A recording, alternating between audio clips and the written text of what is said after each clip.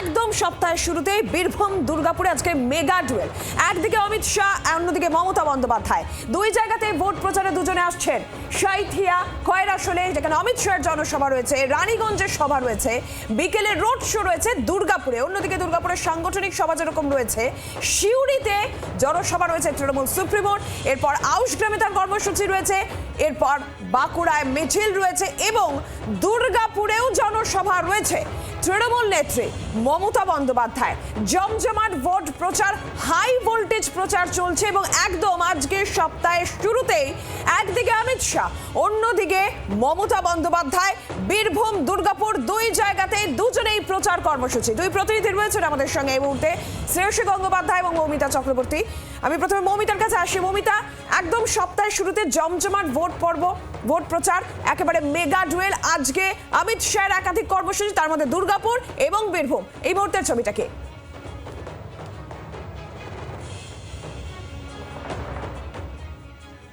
দেখো, অমিত শাহ তিনি আসছেন এবং তিনি ভবানীপুরে যেদিনকে শুভেন্দু অধিকারীর মনোনয়ন পর্ব ছিলেন এবং সেই মনোনয়ন পর্বের রোড শো শুরুর আগেই অমিত শাহ তিনি প্রতিশ্রুতি দিয়েছিলেন যে বাংলায় তিনি আসবেন, শুধু নয় বাংলায় তিনি দিন 15 থাকবেনও। এটা বলা যেতে পারে তার প্রথম ধাপ, কারণ আজকে তিনি যখন বীরভূমে দুটি কর্মসূচি করবেন, সেই কর্মসূচি সেরে মালদায় তিনি যাবেন আগামীকাল এবং তার ফাঁকেই আজকে তিনি দুর্গাপুরে থাকবেন। দুর্গাপুরে তিনি সভা করবেন এবং সভা করার পাশাপাশি দুর্গাপুরেই তার একটি রোড শো রয়েছে। তারপর সেখানে তিনি রাত্রিবাস করার পর আগামীকাল মালদা, যেখানে আবার রাহুল গান্ধীর কর্মসূচি রয়েছে, সেই একই দিনে মালদাতে থাকবেন অমিত শাহ। এবং যেটা এখনও সূত্র মারফত আমরা জানতে পারছি, কেন্দ্রীয় স্বরাষ্ট্রমন্ত্রী বাংলার বছরের যে শুরুর দিন অর্থাৎ নববর্ষের দিন, সেই দিনও ভোটের আগে বাংলায় থাকতে চলেছেন, থাকতে পারেন, সেই সম্ভাবনাই কিন্তু ক্রমশ প্রবল হচ্ছে। খুব স্বাভাবিকভাবেই নির্বাচনের ঝাঁজ এবং সেই ঝাঁজ বাড়াতে গেরুয়া শিবির বদ্ধপরিকর এবং অমিত শাহ তিনি একাধিক কর্মসূচি করছেন।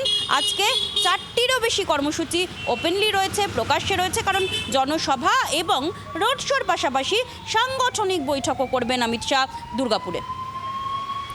মমিতার সঙ্গে থাকো। একদমই জমজমাট ভোটের প্রচার এবং সেখানে হাই ভোল্টেজ প্রচার।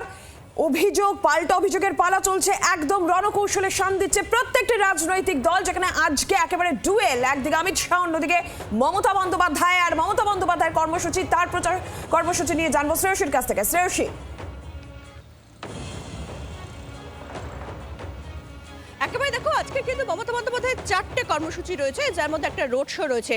কিন্তু এই 4টে কর্মসূচির মধ্যে 2টো কর্মসূচির দিকে একেবারে বিশেষভাবে নজর থাকছে। অবশ্যই প্রথম কর্মসূচি, যেটা আমরা জানি যে কর্মসূচিতে যেখানে তিনি এই কর্মসূচি করবেন, অর্থাৎ সেক্ষেত্রে বীরভূমে, সেখানে কিন্তু আমরা জানি যে এক্ষেত্রে সিউড়িতে তার প্রথম কর্মসূচি রয়েছে। সিউড়ির দিকে যেরকম অপোজিশন, মূলত কিন্তু বিজেপির যেরকম নজর আছে, সেরকম কিন্তু কার্যত তৃণমূলও কিন্তু বিশেষভাবে নজর দিচ্ছে। অন্যদিকে তার আরেকটা কর্মসূচিও রয়েছে, সেই কর্মসূচি রয়েছে তার 4 নম্বর যে কর্মসূচি আজকে দিনে, সেটা হচ্ছে দুর্গাপুরে। এখন এই বীরভূম এবং সেক্ষেত্রে কিন্তু দুর্গাপুরে, এই দুটো জায়গাতে অমিত শাহরও কিন্তু আজকে কর্মসূচি রয়েছে।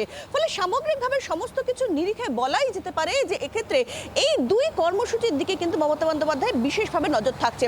তুমি যদি একটু পিছিয়ে যাও তাহলে দেখবে যে গত কয়েক বছর ধরে তৃণমূলের যে লাগাতার আক্রমণ, সেই লাগাতার আক্রমণের সামনে একদম সবার আগে যার নাম, সেই ব্যক্তির নাম হচ্ছে অমিত শাহ।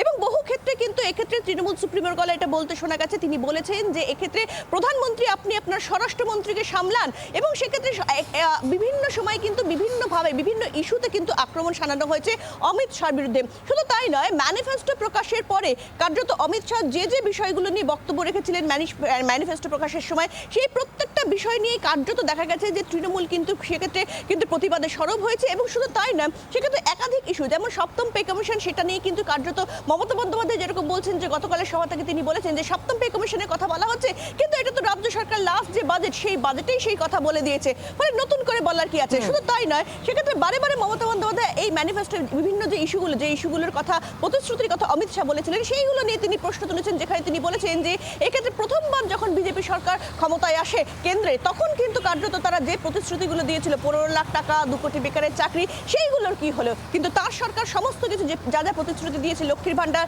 সহ একাধিক যে প্রতিশ্রুতিগুলো ছিল প্রত্যেকটি পালন করেছে। ফলে সার্বিকভাবে গত কয়েক বছর ধরে এবং এবারে ইলেকশনে তো অবশ্যই, সেক্ষেত্রে কিন্তু তৃণমূল কংগ্রেসের একেবারে প্রথম যাকে নিশানা করছে বিজেপির যে নেতাকে, তিনি অবশ্যই কিন্তু অমিত শাহ। ফলে সেই জায়গা থেকে দাঁড়িয়ে আজকে একই জায়গায় কিন্তু অমিত শাহ এবং মমতা বন্দ্যোপাধ্যায়, তাদের দুজনের এই কর্মসূচি, সেই কর্মসূচির দিকে কিন্তু কার্যত বিশেষ নজর থাকছে। বাংলার আওয়াজ, বাঙালির আবেগ, জি 24 ঘন্টা।